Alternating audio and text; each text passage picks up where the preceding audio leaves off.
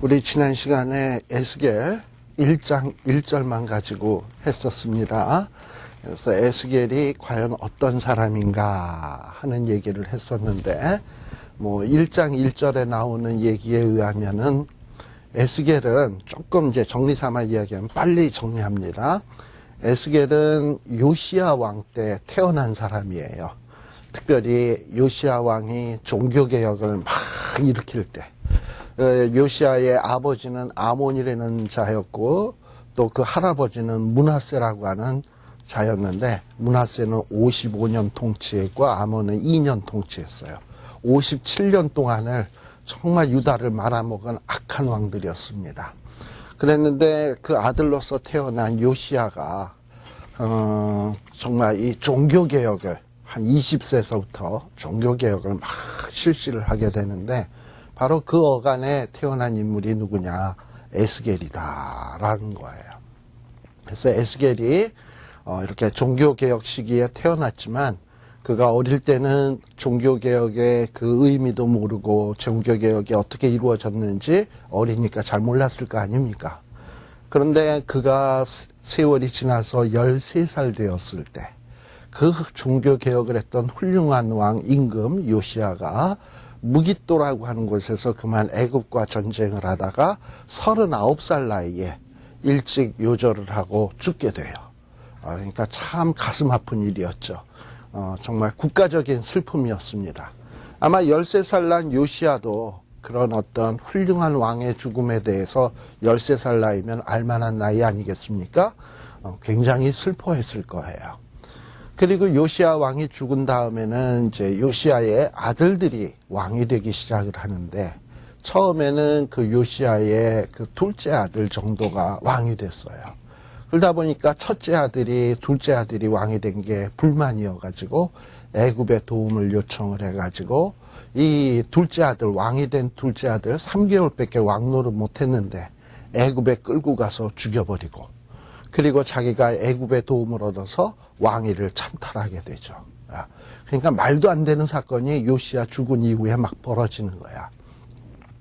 그리고서는 애굽의 도움으로 왕이 되었으니까 애굽에다가 조공을 바쳐야 될 거 아니에요. 그러니 백성들의 호주머니 긁어가지고 세금 뜯어내고 강제로 빼앗아서 애굽에다가 조공 바치고, 또 그것도 모자라서 예레미야 22장 같은 데 보면 자기는 집을 화려하게 짓고, 또 그 지을 때 백성들을 동원을 해가지고 집을 짓는데 백성들에게 이러한 대가를 주어야 될 거 아니에요. 근데 이러한 대가도 주지 않는 못된 임금이 여호야김이었다라는 얘기예요. 그러다가 이 여호야김이 못된 짓 계속하다가 결국은 바벨론에 의해서 죽임을 당합니다. 그리고 난 다음에는 여호야긴이라고 하는 아들이 있었는데, 이 아들이 왕이 되었지만 불과 3개월밖에 왕노를 못하고 그만 포로로 잡혀가게 돼요. 근데 이때 포로로 잡혀간 사람이 누구다? 같이 에스겔이다. 몇 살이었다? 25이었다. 지난 시간에 좀 말씀드렸죠? 25살에 이 여호야긴 왕이 불과 3개월밖에 왕노를 못하고 포로로 잡혀갈 때, 이 에스겔 역시 25이라고 하는 젊은 나이, 한참의 나이에 꿈을 펼쳐야 될 나이에 포로로 잡혀가게 되는 거예요. 그래서 이 포로로 잡혀가서 이 그발강가라고 하는 곳에서 포로 생활을 시작을 하는데, 이 그발강가라는 곳은 어떤 곳이라 그랬죠? 그 바벨론 왕의 수중궁궐을 짓는 곳이었다라는 얘기를 좀 제가 말씀을 드렸죠. 그래서 이 남의 나라 왕, 원수 나라의 왕의 궁궐을 짓는 일에 노역으로 봉사하던 신세가 돼버렸어요. 그러다가 그러니 그건 무슨 꿈이 있겠습니까? 그렇게 세월을 보내기를 5년. 그래서 드디어 에스겔 1장 1절이 뭐라고요? 나이 30년 되던 때에, 나이 30년 되던 때에 4월 5일 날 하나님이 짠 하고 나타나는 이야기가 이 에스겔의 시작이다라는 얘기예요.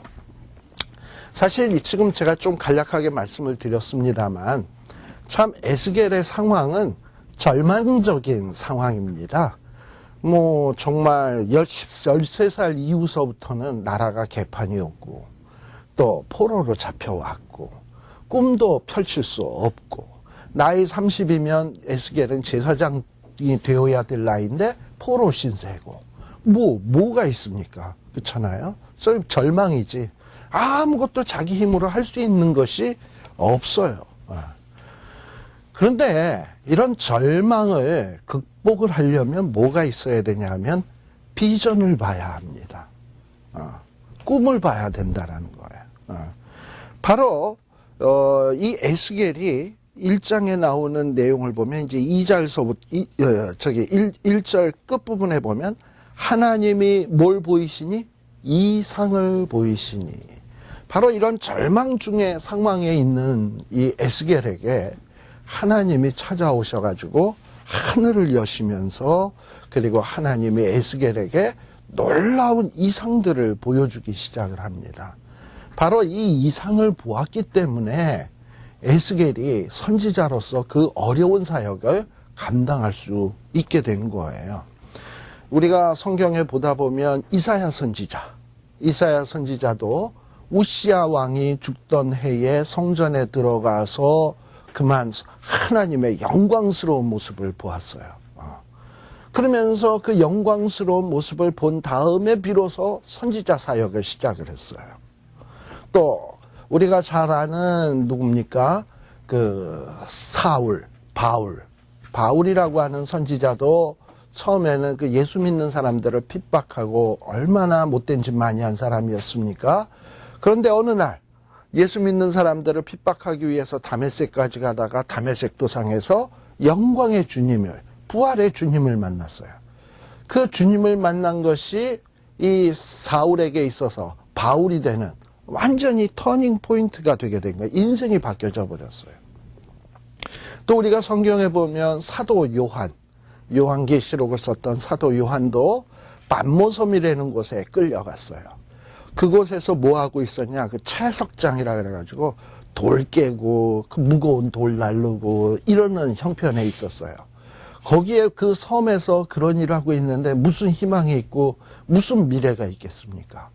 그런데 이 patmos섬에서 요한은 하늘이 열려지면서 장차 미래에 펼쳐질 어마어마한 일들을 보게 된 거예요. 그러면서 요한의 삶이 달라지게 된 겁니다.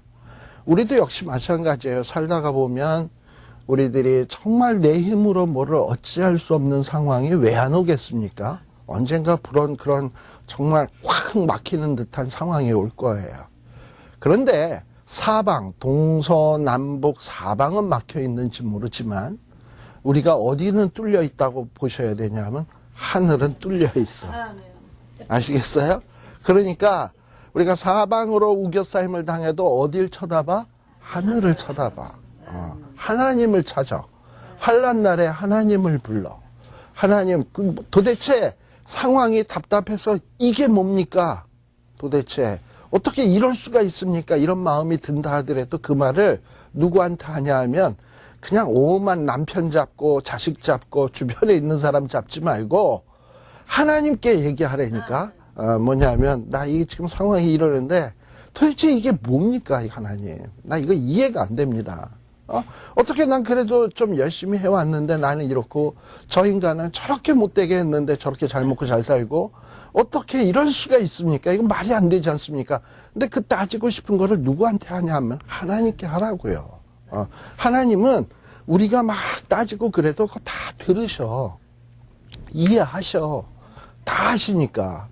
그래가지고 우리를 이렇게 살피시고 그러고 난 다음에는 어느 시점이 되면 하나님이 요때다 싶으면 이제 답을 해주신다니까. 우리에게 답을 해주시는데 아마도 에스겔도 포로로 잡혀가서 5년 동안 얼마나 씩씩거렸겠습니까? 자그만치 몇 년?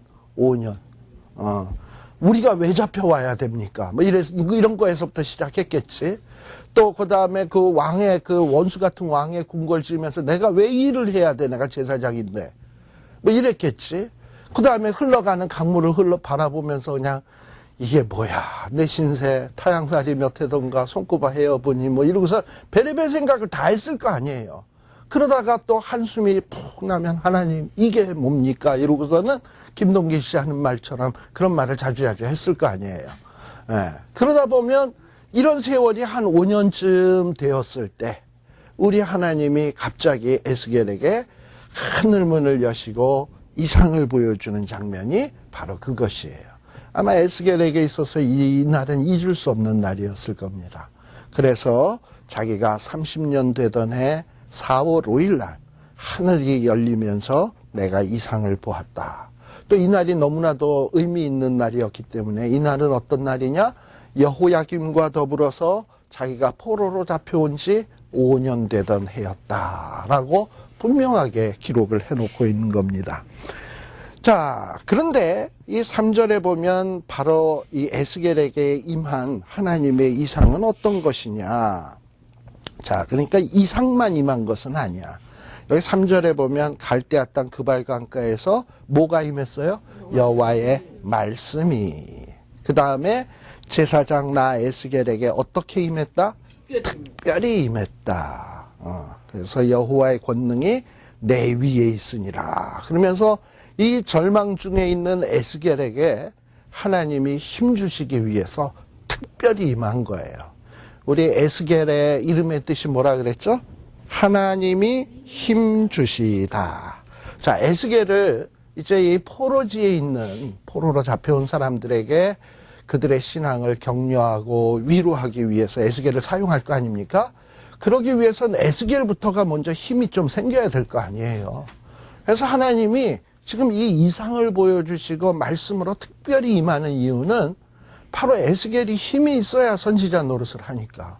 그래서 에스겔에게 힘을 주시기 위해서 지금 이상을 보여주시고 특별히 말씀으로 임해 주시는 거예요. 자, 그러면 에스겔에게 보여주신 이 이상은 어떤 것이었냐 하는 내용이 요 4절부터 나오는데 아마 여러분들이 요 에스겔 4절서부터를 쭉 한번 읽어보시면 이해가 돼요? 이해가 됩니까? 뭐 사정에서부터 쭉 보세요. 뭐 보면 막 북방에서 폭풍이 불고 구름이 오고 불이 번쩍번쩍하고 뭐 단쇠 같은 게 보이고 내 생물의 형상이 보이고 근데 뭐 사람의 형상이고 내 얼굴이 있고 내 날개가 있고 뭐 발바닥은 송아지 발바닥 뭐 마광한 구리 같고 뭐 사람의 손이 있고 이게 뭐야 도대체 사람도 아니고 동물도 아니고 뭐 이상한 광경이고 그 다음에 또 거기다 날개까지 달렸고 뭐 아무튼 희한한 모습이죠. 네, 이런 모습을 지금 보고 있는 거예요. 근데 우리가 이런 어떤 성경에 나오는 이런 이상한 어떤 환상 같은 거를 볼 때 조심해야 될 것이 있습니다. 너무 지나치게 손은 뭘까? 마광한 이거는 뭘까? 뭐 단쇠 같은 거는 뭘까?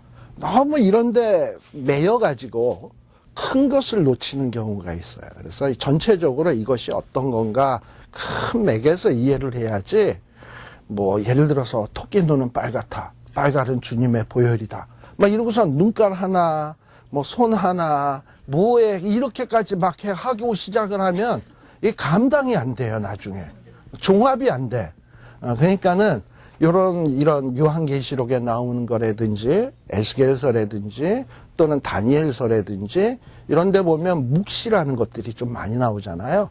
그럴 때 이 묵시의 이것을 어떤 그 당시의 문화적인 상황과 비교를 해서 이게 무슨 의미일까 하는 정도로 이해를 해야지 너무나 디테일하게 세부적으로 이게 무슨 뜻일 것이다 억지로 풀려도 하다가는 큰 코 다치게 된다. 그래서 사도 바울도 베드로도 모든 예언은 사사로이 풀 것이 아니다라고 얘기를 해줬던 거를 여러분들이 꼭 마음에다 둘 필요가 있습니다. 그러나 우리가 전체적인 어떤 성경의 흐름이나 주변의 문화 이런 거를 볼 때 몇 가지 우리가 공통적으로 생각할 수 있는 것이 있어요. 첫 번째 여기에 보면 4절에 보게 되면 하나님이 지금 에스겔에게 뭘 보여주냐? 북방에서부터 폭풍이 일어나고 큰 구름이 일어납니다. 우리 욥기 37장 22절에 보게 되면 말이죠. 한번 보실까요? 욥기 37장 22절에 보시게 되면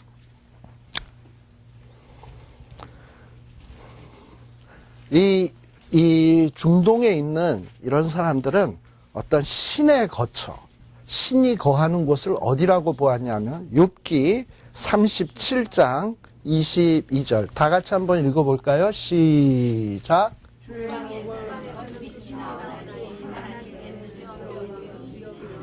네, 거기에 보면 북방에서부터 빛이 나오는데 거기에는 누가 계시는 곳이냐면 하나님이 계시는 거야.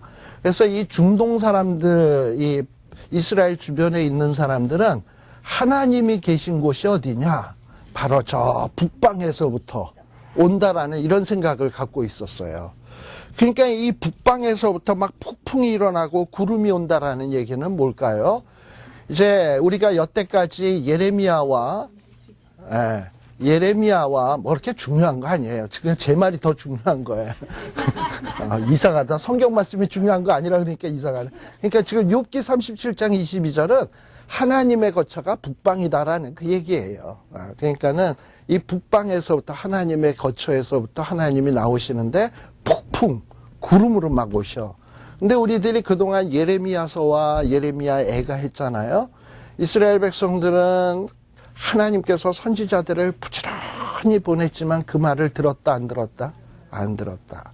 그래서 하나님이 어느 시점엔간 얘네들은 한번 돼지게 혼나봐야 된다 해가지고 이스라엘을 징계하기로 마음을 정하셨어요. 그래서 징계를 하셔야 돼. 그래서 지금 이 모습은 뭐냐면 북방에서부터 하나님이 이스라엘 백성들을 징계하기 위해서 검은 구름, 폭풍, 그 다음에 또 뭐냐면은 그 폭풍, 큰 구름, 막 이런 모습으로 오는 거예요. 그 안에서 또 막 불이 번쩍번쩍하며 온다라는 것은 그 하나님의 그 징계의 무시무시함을 보여주게 되는 겁니다. 그리고 그 빛이 어디에 비치냐? 사면에 쫙 비춰지는 거야. 그러니까 사면이라고 하는 것은 보통 이스라엘 사람들은 동서남북 이 사면이죠. 그러니까 사면이라고 할 때는 모든 영역을 얘기한다라고 하는 거야. 뭐 좌우도 아니고 사면, 사방팔방이라고 얘기하잖아 우리는. 이 사면에 하나님의 이 심판의 무시무시한 불이 사면에 붙이고 그 다음에 불 가운데서 단쇠 같은 것이 보인다. 이건 하나님의 무서운 심판이 곧 임할 것이다 라는 것을 에스겔에게 보여주는 겁니다. 자, 여러분들 이 에스겔이요 지금 이 그발강가에서 이 이상을 보는 연도가 언제냐 하면 593년 BC 593년 한 BC 592년경이에요. 그러니까 지금 비록 에스겔은 포로로 잡혀왔어요. 근데 이스라엘 포로가 총 3차에 걸쳐서 이루어졌다는 거 아시죠? 처음에는 다니엘, 사드락, 메삭, 아벳느고가 1차 포로로 잡혀왔고 아마 에스겔보다 한 8년 정도 먼저 포로로 잡혀왔어요. 그리고 그 다음에 2차 포로로 잡혀온 게 에스겔이에요. 에스겔이 포로로 잡혀와서 지금 5년 지났죠? 그래서 지금 한 592년쯤 됐어요. 나이 30세 때. 그런데 이제 유다 나라가 완전히 멸망할 때는 언제냐? 우리가 보통 586년이라는 얘기는 많이 들었죠? BC 586년. 자, 지금 에스겔이 지금 이 상을 받는 때가 592년이면 586년이 되려면 한 6년 정도만 지나면 이제 예루살렘은 초토화되는 거야. 아직 예루살렘이 초토화되지는 않았어요. 그러니까 지금 에스겔의 눈에는 뭐가 보이는 거냐면 6년 뒤에 벌어질 하나님의 무서운 심판이 폭풍, 구름, 번쩍번쩍 빛나는 빛, 그것이 사방에 확 임하는 모습이 보여지게 되는 거예요. 근데 왜 하필 지금 에스겔에게 이런 모습을 보여주는 것인가? 우리 지난번에 예레미야서 공부할 때 이 하나냐라고 하는 거짓 선지자가 있었어요. 하나냐라고 하는 거짓 선지자가 예레미야가 이제 이스라엘 나라는 곧 멸망한다 이러고서는 멍에를 메고 너희들 이제 멍에를 메고 다 포로로 잡혀갈 거다 이러고 멍에를 보이고서 이스라엘 백성들에게 포로될 것을 막 이렇게 행동 메시지로 보여줬습니다. 그랬더니 하나냐라고 하는 선지자가 가더니 에스겔의 멍에를 탁 빼앗아 가지고 빡 분지르면서 아니다. 하나님이 이제 바벨론이 이스라엘에게 메웠던 멍에를 부러뜨릴 것이며 지금 1차 포로, 2차 포로로 잡혀갔던 사람들이 곧 수년 내에 돌아오게 될 것이다. 기억나십니까? 막 이러면서 막 거짓 예언을 했거든. 근데 사람들은 말소리를 이렇게 누구 얘기를 들을 때 어떤 얘기를 듣고 싶을까? 기분 나쁜 얘기, 좋은 얘기. 좋은 얘기 듣고 싶겠지. 그러니까 예레미야는 망한다 그러고 하나냐는 곧 회복된다 그러고 누구 얘기 듣고 싶을까? 하나냐 얘기 듣고 싶죠. 예.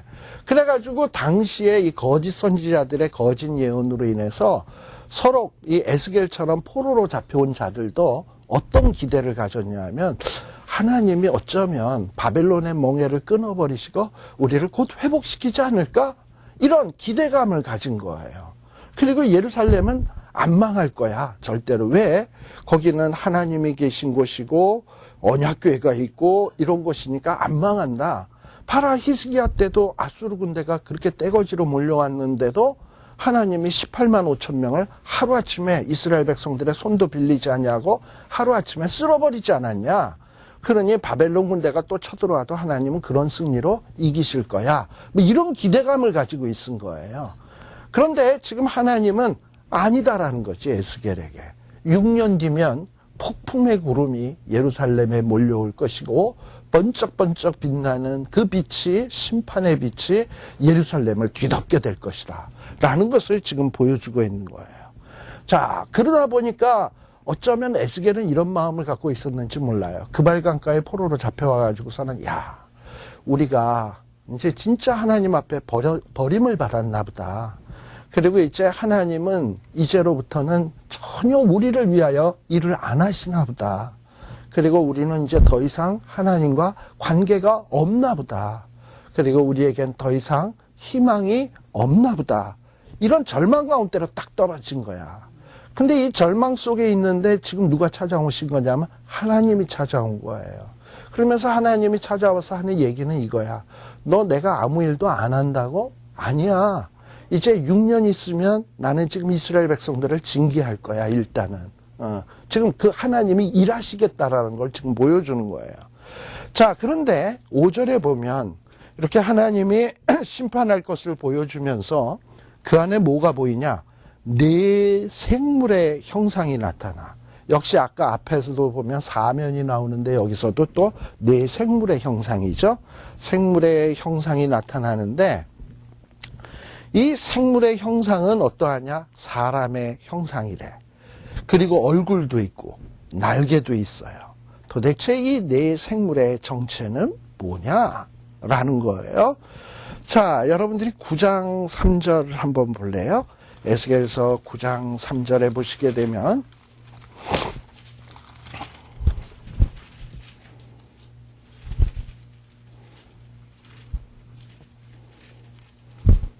찾으셨습니까? 예.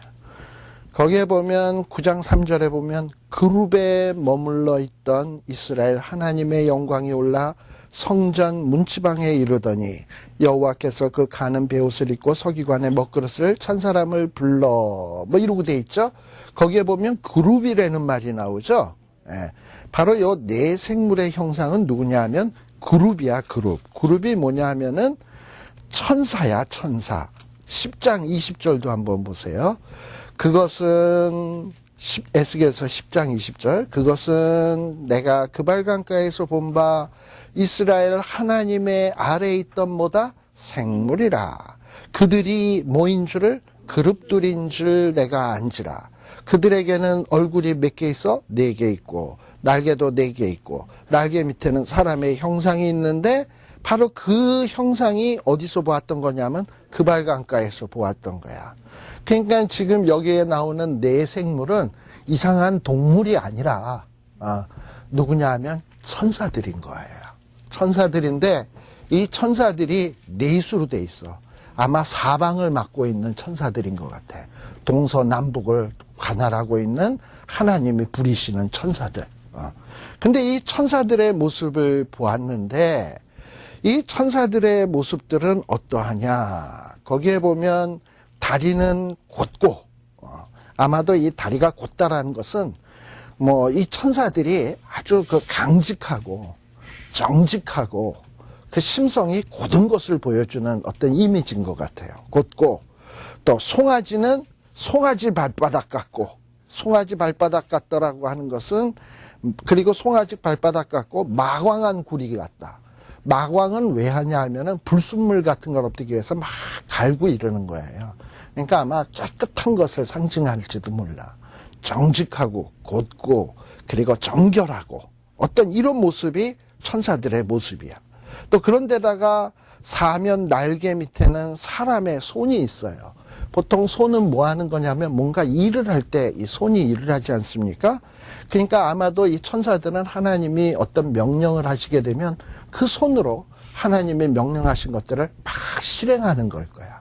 바로 이 하나님이 부르시는 영들이 이러하다 이 말이에요. 그런데 또 이 천사들의 모양을 가만 보면 말이죠. 10절에 보면 앞은 누구의 얼굴? 사람의 얼굴. 또 하나는 또 사자의 얼굴. 또 좌편은 소의 얼굴. 뒤는 독수리의 얼굴이다. 그래서 천사가 어떻게 생겼다고요? 사람처럼, 독수리처럼, 사자처럼 뭐 생긴 게 과연 이렇게 생겼을까? 글쎄요. 근데 아마도 이것도 이미지로 해석을 해야 될 거예요. 사람이란 뭐냐면 이 피조물들 가운데서 가장 지혜로운 존재입니다. 또 인격을 가진 존재입니다. 그래서 이 천사는 나름대로 지혜도 있고 인격을 소유한 존재다라고 보시면 돼. 그리고 또 지능이 있는 존재라는 얘기죠. 사자는 어떤 존재냐면 동물의 왕이야. 그러니까 동물의 왕이잖아. 가장 용맹스럽고 강하고 그런 존재야. 그러니까 천사들은 어떤 존재냐면 아주 강한 존재야. 그리고 용기가 있는 존재야. 그 다음에 소는 어떠하냐? 소는 주인을 위해서 일평생 우직하게 일하는 존재 아니겠습니까? 마치 천사가 그렇다는 얘기예요. 하나님이 명령하시면 우직하게 뭐 일을 하는 그런 존재예요. 충성스러운 존재. 또한 천사는 어떠하냐? 독수리 같은 존재야. 독수리는 우리가 성경에 보면 아주 그 신속한, 아주 민첩한 짐승 가운데 하나예요. 이렇게 천사는 아주 신속하게 하나님이 내리시는 명령을 실행하는 존재예요. 즉 하나님이 에스겔이 이제 하나님은 아무 일도 안 하시나 보다. 우리를 버리셨나 보다. 하나님은 주무시나 보다. 혹시 안 계시는 것은 아닐까. 별의별 생각이 다 들고 있는데 지금 하나님이 이런 이미지를 보여주는 건 뭐냐? 천만의 말씀. 나는 지금 내 밑에 부리는 영들을 가지고 지금 내가 갖고 있는 하나님의 계획을 지금 부지런히 시행하고 있는 중이다. 지능이 있는 천사를 동원을 하기도 하고 강직한 천사를 동원하기도 하고 그리고 뿐만 아니라 충성스러운 천사, 신속한 천사들을 동원을 해서 하나님의 일들을 지금 내가 순간순간도 중단 없이 지금 일을 진행해 나가고 있는 것이다. 지금 여태까지는 에스겔은 그게 안 보여가지고요. 눈에 안 보이니까 그냥 자기의 상황이 지금 뭐 포로민이고 자유가 없고 가만 강제 노동이나 하고 이러니까는 뭔가 하나님이 자기에게 아무런 역사를 안 하는 것 같으니까 하나님은 없는 거 아닐까? 버린 거 아닐까? 아무 일도 안 하지 않나? 이런 식으로 절망에 빠져 있는 거예요. 자, 문제는 누구에게 있습니까? 하나님이 일을 안 한 겁니까? 일하고 있는데 하나님은 열심히 일하고 있는데 에스겔이 못 보는 겁니까? 못 보는 거죠. 네. 그러니까 우리가 조금만 힘들면 하나님은 지금 나를 위해서 아무것도 안 한다라고 생각을 하신다니까. 그게 참 바보 멍충이 같은 거야. 꿩이 머리를 그냥 어느 구석에다 콕 쳐박고 있으면 저 뒤에서 사냥꾼이 저벅저벅 오는데 지 눈에는 사냥꾼이 안 보이니까 사냥꾼은 지금 아무것도 안 하고 있다고 생각한다니까? 아니에요. 지금 내 눈에 안 보인다 뿐이지 하나님은 쉬지도 아니하시고 지금 일을 하고 계신다니까? 지금 그거를 보여주고 있는 거예요. 열심히 지금 우리를 위해서 일하고 있는 모습을 보여주고 있는 겁니다. 그래서 지금 그 모습이 지금 눈에 보이고 있는 거야. 그리고 이 천사는 또 어떠하냐?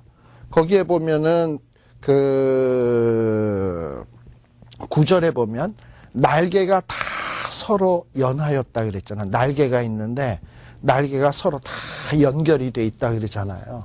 아마 천사들이 각기 다 날개를 가졌는데 아마도 천사들이 제각기 지멋대로 활동하는 게 아니라 하나님의 섭리 가운데서 서로 연합을 해가지고 동역을 하면서 하나님의 일을 이루어가는 모습이에요. 날개가 연해서 한다라는 거는. 그리고 또 행할 때에는 어떻게 행하냐? 하나님이 이거 행해 하면은 그냥 좌우도 돌아보지 아니하고 곧게 그냥 하나님의 명령을 행하기 위해서 쫙 행하는 거야. 근데 이런 존재들이 어떠냐 하면 얼굴은 지혜가 있는 사람의 얼굴이고 강직한 사자의 모습이고 충성스러운 소의 모습이고 신속한 독수리의 모습이고 뭐 이래요. 그리고 11절에 보면 이런 천사들이 지멋대로 활동하는 게 아니라 서로 날개들을 연하면서 그러면서도 또 하나님 앞에서는 그 영광스러운 하나님 앞에서 어떠하냐? 겸손하게 또 자기를 다소곳이 날개로는 또 몸을 또 가리워 하나님 앞에서. 하나님 앞에서는 겸손한 모습으로 이렇게 연약한 모습으로 다 이렇게 겸손하게 자기를 굽히고 그리고 또 12절에 보면 이 신은 누구냐면 하나님의 영, 성령. 성령이 어떤 편으로 가려고 하면 그 천사들은 뭐냐면 성령을 보좌하는 영이거든. 여러분들 대통령이 어디를 가려고 그러면 차 타고 가면 까만 양복 입고, 저도 오늘 까만 양복 입고 왔습니다만 디립다 뛰는 사람들 있잖아.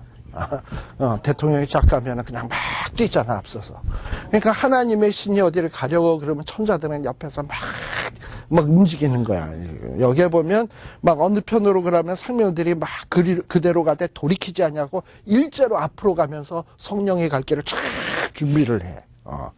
그리고 또 생물의 모양은 또 어떠하냐면 숯불과 횃불 모양 같은데 이거는 뭐 어떤 이 심판의 파워 같은 것도 있는 거죠.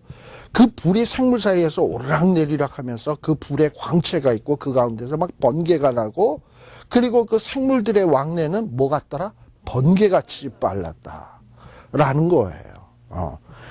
자, 이런 천사들이 이렇게 하나님을 더불어서 지금 일하고 있는 모습을 보여주고 있는 겁니다. 자, 우리가 보통 성경에서 천사 하면은 천사라는 얘기는 우리가 많이 들었지만 천사가 어떤 존재인지 사실 이렇게 정확하게 이해하고 있는 사람은 없습니다. 근데 우리가 성경 구절 하나 찾아보자고요. 히브리서 12장 29절 하나 보십시다. 히브리서 12장 29절에 보시게 되면 12장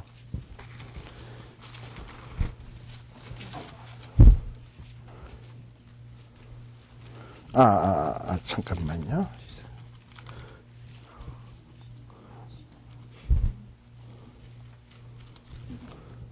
그거 아니, 거기 보면 하나님은 소멸하는 불이라고 돼 있죠. 그거 말고 잠깐만.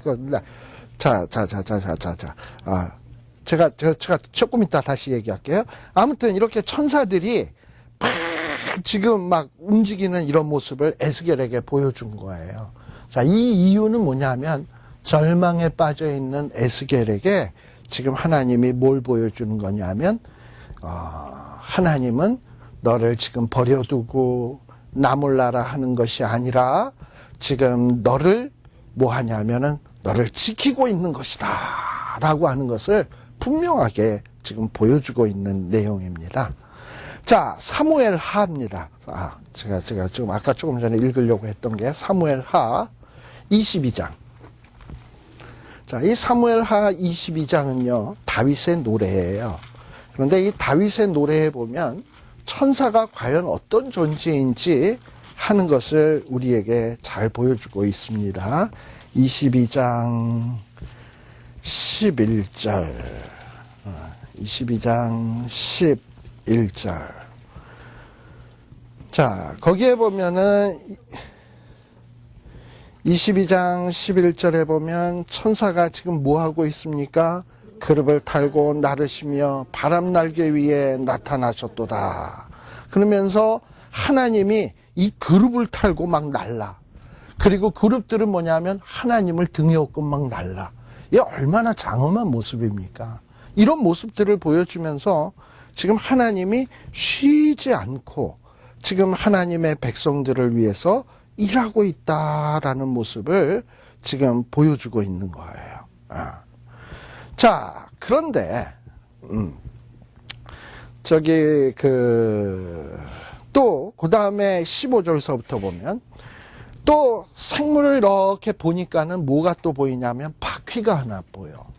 여러분들 이 바퀴는 어디에 굴러다니는 겁니까? 땅에. 근데 사실 이 바퀴는 어디서부터 온 겁니까? 생물도 저 하늘이 열려지면서 보여지기 시작한 거잖아. 그러니까 바퀴도 어떻게 보면 하늘이 열리면서 지금 에스겔에게 보여주면서 그 바퀴가 내려와서 땅에서 막 구르기 시작을 하는 걸 거예요. 그죠? 그러니까 이 바퀴라고 하는 존재는 어떤 존재냐면 하늘과 땅을 연결시키는 어떤 그런 존재야.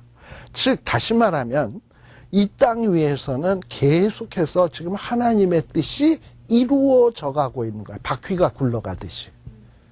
바퀴가 굴러가듯이 하나님의 뜻이 땅과 무관하게 있는 게 아니라 하나님의 뜻이 땅에서도 이루어지이다. 우리 주기도문에 보면 하늘의 뜻이 땅에서도 이루어지이다잖아. 하나님의 뜻이 땅에서도 쉬지 아니하고 지금 막 이루어지는 모습이 뭘로 지금 보여지고 있냐면 바퀴의 모습으로 지금 보여지고 있는 거예요. 그리고 또 어떠냐? 이 바퀴는 어떠하냐면 사방으로 아주 자유롭게 움직여. 자유롭게 움직이고, 그리고 그 바퀴의 모습을 보면 황옥 같고, 16절에 보면 황옥 같고, 자, 이 황옥이라고 하는 붉은색 아주 멋있는 이런 옥인데 아주 고귀하고 영광스러움을 보여주는 거죠. 하나님의 뜻이 땅에서 이루어지는 모습은 너무나 영광스럽다라는 것을 지금 보여주고 있는 거예요. 그리고 또 이 바퀴는 17절에 보면 뭐라고 돼 있냐면 사방으로 향한 대로 마음 먹은 대로 뭐 가고자 하면 아무데나 돌이키지 아니하고 막 움직여. 즉 이 얘기는 뭐 어떤 사방에 제한을 받지 않는 거야. 사방에 제한을 받지 아니하고, 그리고 또 이 사방을 마음대로 갈 수 있으니까 어느 곳에나 있다는 얘기야. 그러니까 하나님은요, 정말 하나님의 뜻은 어떤 것에도 제한받지 않고, 또 하나님의 뜻이 이루고자 하면 장소에도 제한받지 않아. 그리고 얼마든지 하나님의 자유의지를 가지고 마음대로 행하시는 분이에요. 지금 이런 이미지를 보여주고 있는 거야. 또 그뿐만이 아니라 18절에 보면 이 하나님의 모습, 지금 이 그룹과 바퀴의 모습에 보면 뭐가 가득하다고 되어 있냐면 눈이 가득하며 라고 되어 있어요. 눈이 가득하대. 자, 이 눈이 가득하다라는 얘기는 뭡니까? 자, 우리가 보통 저 사람은 눈이 4개야. 이러면은 뭡니까? 잘 본다라는 얘기지. 근데 눈이 가득하다 그러면은 못 볼 게 없는 거죠. 어떤 사람은 뒤에도 눈이 달렸대. 그러면은 이건 더 잘 보는 사람이지. 근데 사방에 눈이 가득을 하니 안 보이는 게 있겠습니까? 그러니까는 이 얘기는 무슨 얘기냐면 하나님이 보시고자 하면 못 볼 게 없다라는 거예요. 하나님은 모든 것을 감찰하고 있다라는 겁니다. 어쩌면 에스겔은 지금 자기의 상황을 비관하면서 하나님은 나를 버렸다. 이제 더 이상 하나님은 나를 돌보시지 않는다. 나를 쳐다보지도 않을 거다. 뭐 이런 생각을 했는지 몰라. 그러나 지금 하나님은 이 이상을 통해서 뭘 보여주시는 거냐? 천만에 네가 지금 한숨 푹푹 쉬면서 강물을 쳐다보면서 씩씩거리는 거 내가 다 보고 있거든. 그리고 네가 13살부터 지질이 그 어려운 시절을 보낸 것도 내가 다 알고 있거든. 왜냐? 나는 이렇게 눈이 가득하니까. 그리고 네가 그 발강가에서 수중궁궐을 지으면서 그 힘들게 그냥 땀 뻘뻘 흘리면서 씩씩거리던 모습, 그것도 다 기억하고 있어. 지금 이 얘기를 하고 있는 거예요.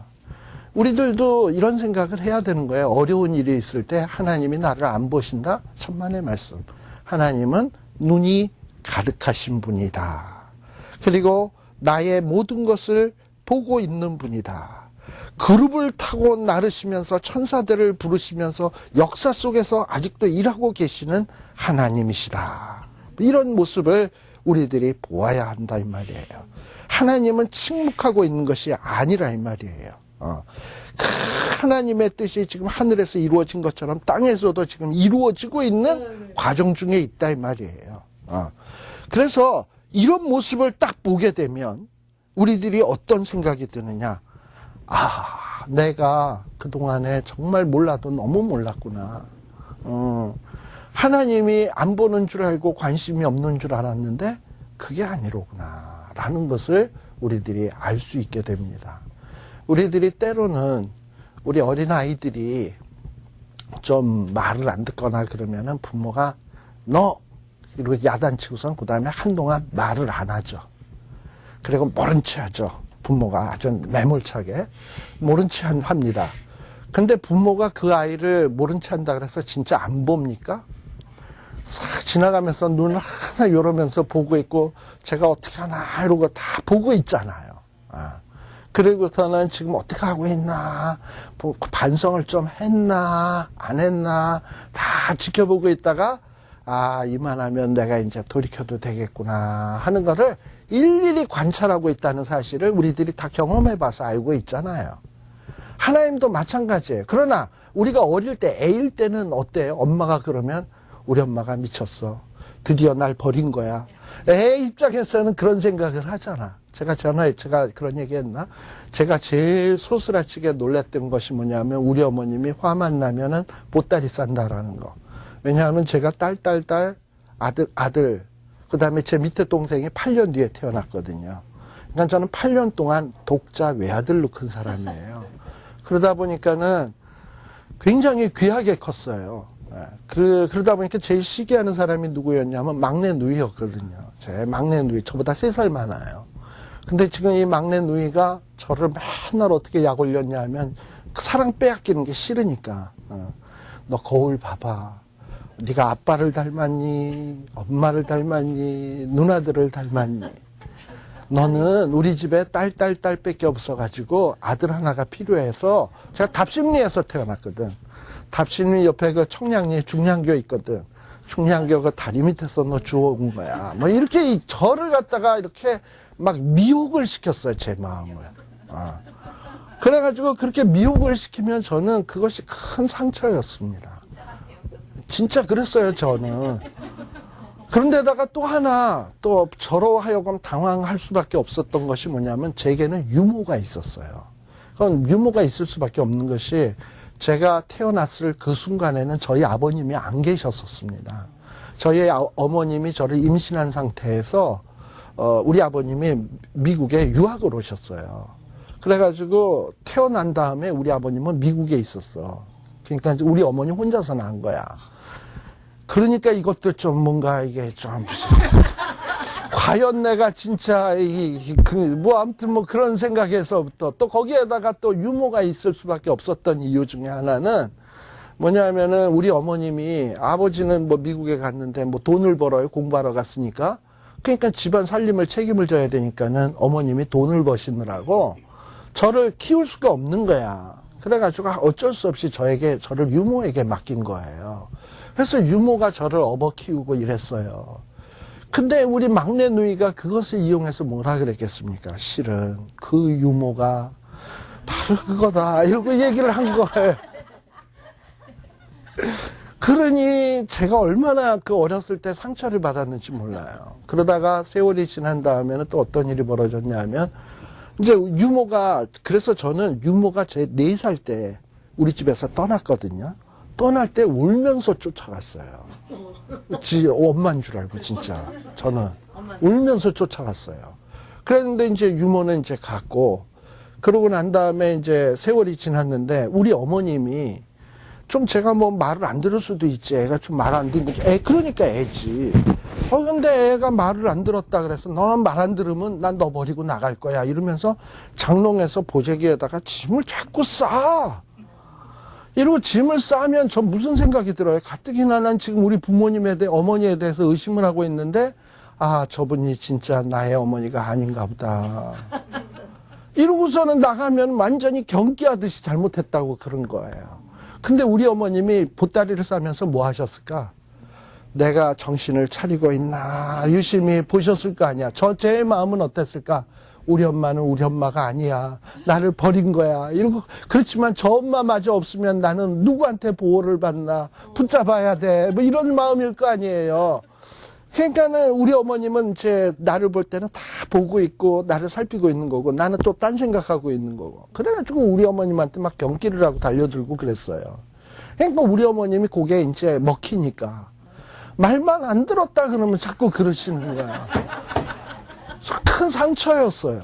그러던 어느 날 제가 한 국민학교 한 2학년?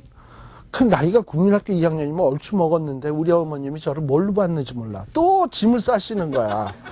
그래서 제가 그땐 짐을 쌀 때 뭐라 그랬냐면 어디 가세요? 내가 이랬어요. 너가 말 안 들어서 나간대. 잘 다녀오세요. 이러고 인사를 했거든요. 그 다음서부터 없어졌어요. 그게. 예. 그렇지만 부모는 이렇게 자식에게 이렇게 혼내키면서도 워치아웃 하잖아. 내가 어떤 반응을 보이나. 그것처럼 지금 하나님은 에스겔은 하나님이 나를 버리지 않았나? 나를 돌보시지 않나? 이런 어떤 정말 이런 절망 가운데 있는데 하나님은 지금 하늘문을 열으셔가지고 보도 듣도 못한 광경을 보여주면서 하나님이 일하시는 모습을 보여준 거야. 천사들을 타고 나르시면서 천사들과 함께 사방팔방에서 일하시는 모습. 이런 모습을 통해서 근데 그 일이 누구를 위한 일이냐?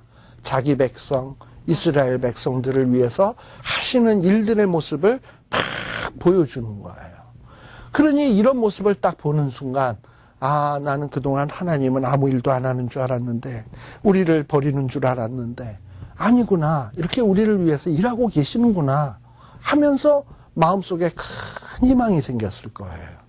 자, 그러던 가운데 또 어떤 일이 벌어졌냐?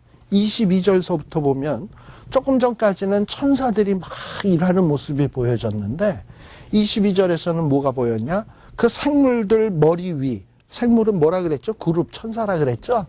그룹들 머리 위에는 뭐가 보여요? 수정 같은 궁창이 펼쳐져.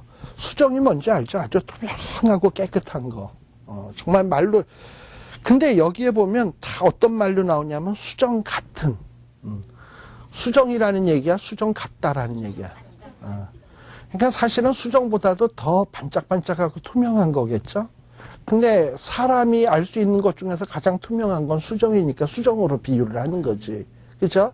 그러니까 이건 더 영광스러운 모습일 거야. 근데 에스겔이 아는 거는 그거랑 비교를 하려니까 수정밖에 없는 거야. 근데 그런 같은 궁창의 형상이 쫙 펼쳐졌는데 너무나 아름답거나 너무나 장엄하면 여러분들 그 앞에서 압도돼서 두려운 거 아세요? 제가 그 비슷한 거를 좀 경험을 했던 게 캐나다 로키를 갔었거든요.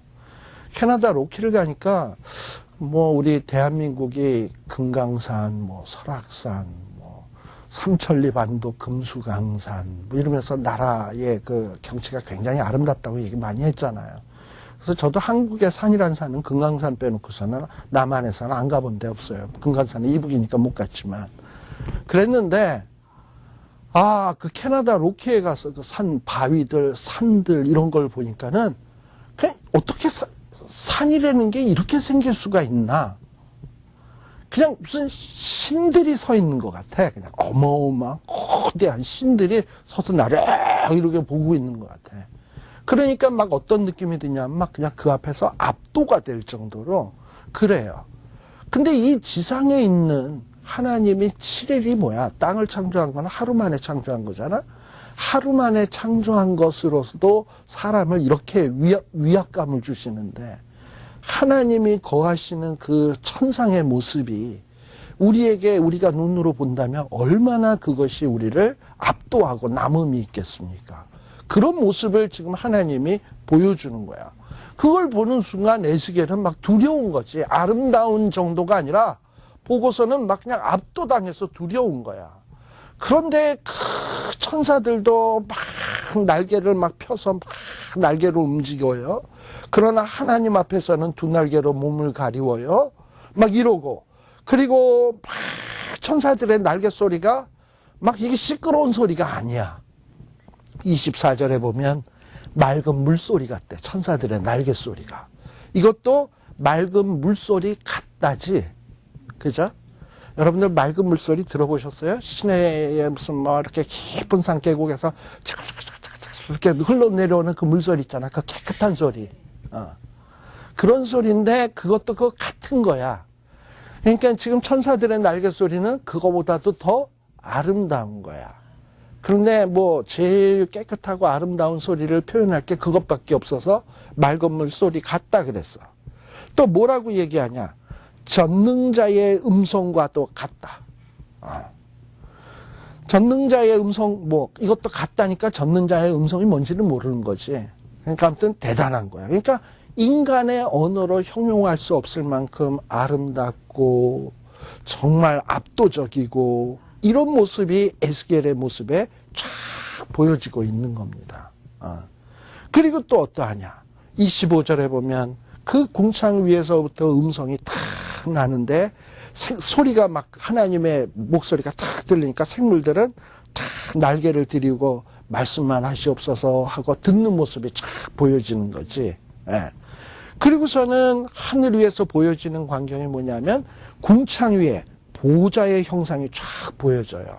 예. 보좌의 형상이 있는데 그런데 그 모양이 뭐 같고 남보석이라는 거 보셨어요? 뭐 남보석도 모르겠는데 갓고라고 했으면 이건 더더욱 뭔지도 모르겠지. 그러나 엄청난 광경인 거야. 남보석 같고 또 그 보좌 형상 위에 한 형상이 있는데 이 형상은 아마 maybe 그 성부, 성자, 성령 했을 때 성자의 형상일 거예요. 예수님의 어떤 형상 같은 모습이 다 보여지는데 사람의 형상 같아. 그런데 그 형상을 보니까 허리 이상의 모양은 단쇠 같아서 불 같은 게 확 나고 또 허리 이하의 모양도 불 같아서 자 마치 예수님의 모습이 마치 어떤 모습이냐면 심판주의 모습처럼 보여지는 거예요. 심판주의 모습처럼 우리 요한계시록에도 보면 흰옷 입은 이가 나오죠. 그리고 입에서는 예리한 칼이 나오고 바로 예수님의 심판주의 모습 아닙니까? 그런 모습이 쫙 보여지는 거야. 근데 거기에서 그냥 불이 그냥 쫙 펼쳐지는데 이 불도 불 같아서죠. 그러니까 어떤 불인지 불이 나온 게 아니야. 불 같은 게 나온 거야. 그러니까 불보다 아마 더 찬란하고 더 무시무시한 게 나온 거겠지. 그리고 그 사면에 광채가 쫙 나는 거야. 그런데 그 사면의 광채의 모양은 또 어떠냐? 비 오는 날 구름에 있는 뭐 같다? 무지개 같다. 그러니까 뭐 무지개 것도 어떠니? 무지개 같으니 무지개가 아니지. 그러니까 무지개보다도 더 찬란한 빛이 쏟아지는 거야. 여러분들 요즘에는 그 한강 다리에 보면은 저녁에 보면 옛날에는 그냥 다리만 댕그러니 있었습니다만 요즘엔 한강 다리에서 막 분수도 쏟아져 내리고 빛도 쫙 나오고 이러잖아요. 예. 그리고 그런 모습을 보면 어떨 때는 무지개 빛깔보다도 더 아름답게 그냥 광채들이 쫙 솟아서 나오잖아. 만일에 그런 모습을 에스겔이 봤다 그러면 뭐라 그랬을까? 무지개 같아서 뭐 이랬겠지. 근데 뭐 사람이 만든 것도 그렇게 아름다운데 하나님의 만드신 빛이라 그러면 얼마나 아름다운 광경이겠습니까? 지금 그런 모습을 보고 있는 거예요. 자, 이렇게 에스겔이 뭘 본 거냐? 정말 절망 중에서 이렇게 지금 영광 중에 일하시는 하나님의 모습을 지금 보고 있는 거예요. 그래서 하나님은 에스겔의 절망도 보고 계시며 그리고 그뿐만 아니라 하나님은 침묵하시고 가만히 있는 분이 아니라 지금도 활동하고 계시고 지금도 모든 것을 보고 계시며 천사들을 부리셔서 지금 일을 하고 계신다는 그 모습을 보여준 거예요. 그리고 그 영광스러운 모습을 보여준 거예요. 바로 이런 모습이 우리 눈앞에 확실하다면 우리는 어떤 상황에서도 결코 절망하거나 낙심하지 않습니다. 네. 그래서 아마 우리들이 살다가 보면 분명히 어려운 상황에 직면할 때가 있을 거예요. 그런데 그럴 때 하나님이 나를 버리셨나 보다. No. 아니에요. 그때 에스겔서를 다시 들여다보세요. 하나님이 에스겔에게도 이렇게 보여주셨다면 하나님은 지금도 이렇게 일하고 계신 거야. 그러면 이거를 마음에 품으세요. 하나님은 일하고 계시는데 이 미련한 놈이 눈이 어두워서 못 봐서 지금 이러네요. 하나님은 일하고 계십니다. 아멘 하고 이러면 하나님이 우리에게 비전을 주실 거예요. 그리고 그 비전이 있게 되면 결코 낙심하지 않아. 사방에 우겨싸임을 당하여도 거꾸로 뜨림을 당하지 아니하고, 그리고 굶고 피곤하고 힘들고 어려워도 내게 능력 주시는 자 안에서 내가 모든 것을 할 수 있느니라. 이 할 수 있다라는 게 뭐냐 하면은 어떤 고난이라도 극복할 수 있다라는 거예요. 뭐가 그렇게 할 수 있습니까? 하나님이 일하고 계신다는 그 사실 하나만으로, 그리고 나는 그 일에 지금 동참하고 있다라는 그 사실만으로 그럴 수 있다라는 것을 볼 수 있으셔야 합니다.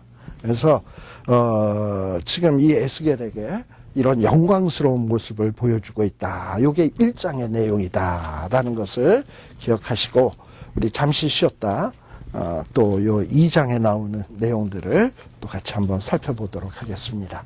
잠시 쉬었다 갑니다.